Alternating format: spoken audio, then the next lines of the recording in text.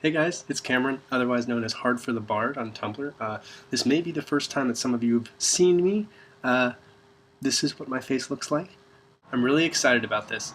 Basically what we're going to do is we're going to do a sonnet a week, and I'm going to do it. I've said this about things before. I've said I'm going to do things, and I haven't done them with this. This is Shakespeare, and I take it seriously, so I'm going to do it.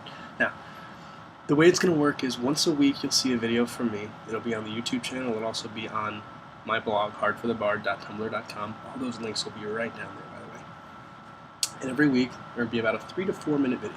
Probably no more than 4 minutes. This one may be longer because of all this exposition. The first minute of that video will be the sonnet of the week. For example, this week it would be sonnet number 1, since it is the first week. The rest of the video, the bulk most likely will be analysis, me talking about the sonnet, me talking about anything that the sonnet refers to, me talking about anything that refers to the sonnet, me talking about historical context, me talking about anything about Shakespeare and that particular sonnet.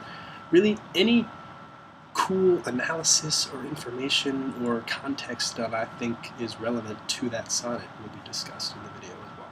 Briefly, nothing too scholarly, mostly because I'm not a scholar. I'm just a guy who knows a little bit about it, but I think it could be fun, and I'd like to make it a really interactive experience with you guys, so feel free to post video responses, feel free to post comments, feel free to reblog and comment, feel free to reblog and add your own video, feel free to add anything you like, dispute things, add things, agree with things, comment on things. I love it all.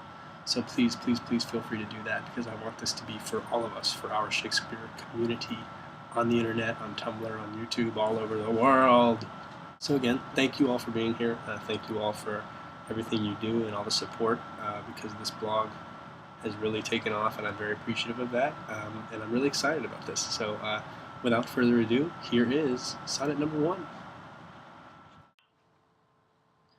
From fairest creatures we desire increase, that thereby beauty's rose might never die, but as the riper should by time decease, his tender heir might bear his memory.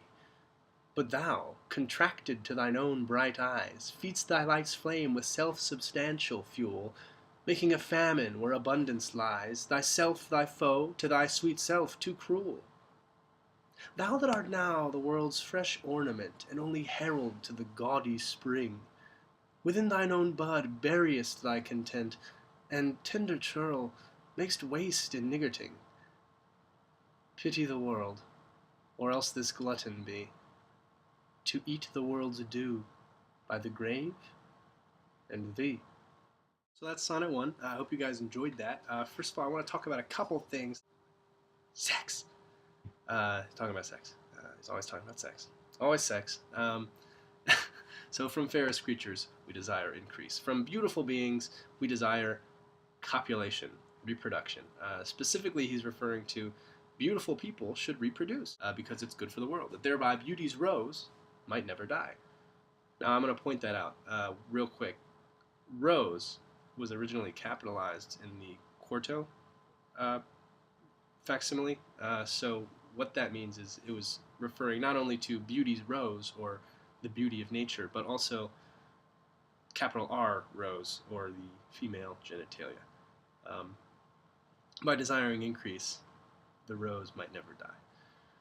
I want to look at an interesting parallel between Sonnet 1 and, I know there's a lot of Richard II fans out there, so between Sonnet 1 and Richard II, because in Act 2, Scene 1 of R2, King Richard says, after York says to him, "Be York the next that must be bankrupt, so, thought, though death be poor, it ends a mortal woe." King Richard says, "The ripest fruit first falls, and so doth he."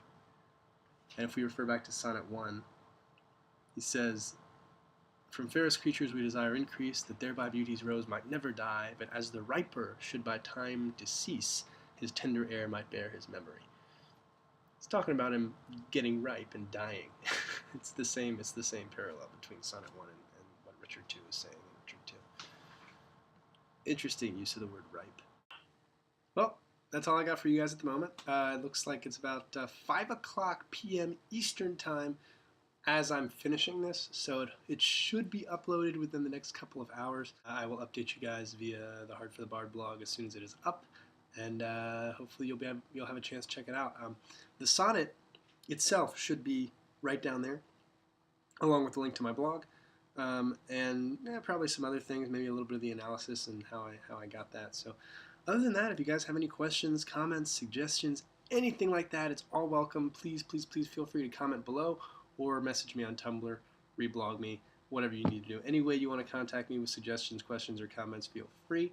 I'm happy to hear them, and I'm happy to help you guys out. I'm happy to do anything you want, because this is new, and it's exciting, and it's fun, and I want to do fun things with it, so help me do that.